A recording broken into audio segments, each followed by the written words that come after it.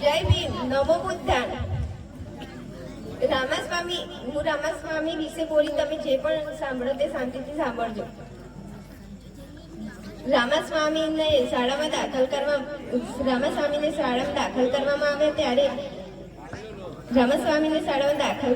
આવે ત્યારે રમત ગમતમાં બહુ રસ હતો અને ભણવામાં જાજુ ધ્યાન આપતા હતા. રામાસ્વામીને જ્યારે રિસેસ દરમિયાન પાણી પીવા નજીકના શિક્ષકના ઘરે જવું પડતું હતું ત્યારે અલગ ટબ રાખવામાં આવતું હતું. રામાસ્વામીના મનમાં એવું થયું કે અમે દલિતો છીએ એટલા માટે અલગ ટબ રાખવામાં આવે છે.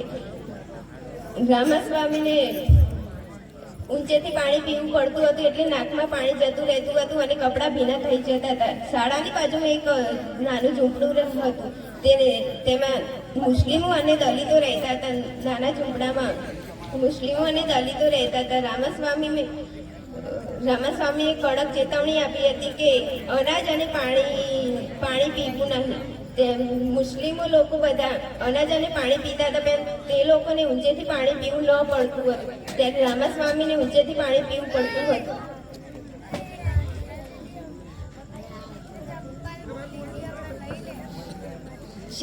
શિક્ષા વો શેર કા દૂધ જો પિયેંગા વો દહાડેંગે. જ્યારે ડૉક્ટર બાબા સાહેબ જ્યારે એક શિક્ષક ભણાવતા હતા ત્યારે ડૉક્ટર બાબા બધા છોકરાને પ્રશ્ન પૂછે, એસી કौन सी चीज है वो जो देख सकते પણ અડી નહીં શકते. ત્યારે બધા છોકરા બોલે પેલો સૂરજ આપણે દેખી શકીએ છીએ પણ અડી શકતા નથી. ત્યારે ડૉક્ટર બાબા સાહેબ આંબેડકર બોલ્યા, પેલું માટલું હું જોઈ શકું છું પણ અડી નહીં શકે. ત્યારે તેમના મનમાં વિચાર આવ્યો કે અમે દલિતો છીએ એટલા માટે. ત્યારે ડૉક્ટર બાબા સાહેબ લંડનમાં ગયા હતા. ત્યારે એમની પત્નીનો પત્ર આવ્યો હતો. ત્યારે એમાં લખ્યું હતું આપણા છોકરાનું અવસાન થઈ ગયું છે. ત્યારે ડૉક્ટર બાબા સાહેબ આંબેડકર તેમના છોકરાનું અવસાન થાય ત્યારે ડૉક્ટર બાબા સાહેબ આંબેડકર પત્ર વાંચીને જોયું. ત્યારે એમને પત્ર પાછો મોકલાયો કે અહીંયા તો મારો એક છોકરો મર્યો, અહીંયા તો મારા કરોડો છોકરા મરી જશે. તેમ કરીને પત્ર પાછો મોકલાવ્યો અને એમને અંતિમ સંસ્કાર કરાવી દીધો. ડૉક્ટર બાબા સાહેબ લાઇબ્રેરીમાં ગયા હતા. ત્યારે એમને ભૂખ લાગી હતી પણ ખીચામાં પૈસા ન હતા. ત્યારે પાણી પીને ચલાવી દીધું હતું. ડૉક્ટર બાબા સાહેબ પાણી પીને ચલાવી દીધું હતું અને એક દિવસ વાસી બ્રેડ પડી હતી ત્યારે એમને ખાધી હતી. પણ અત્યારે તો જ્યારે રોટલી એક પડી હશે ને તો બધા ફેંકી દે છે.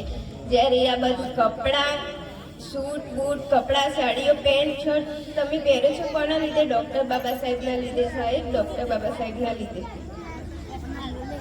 ડૉક્ટર બાબા સાહેબ આંબેડકર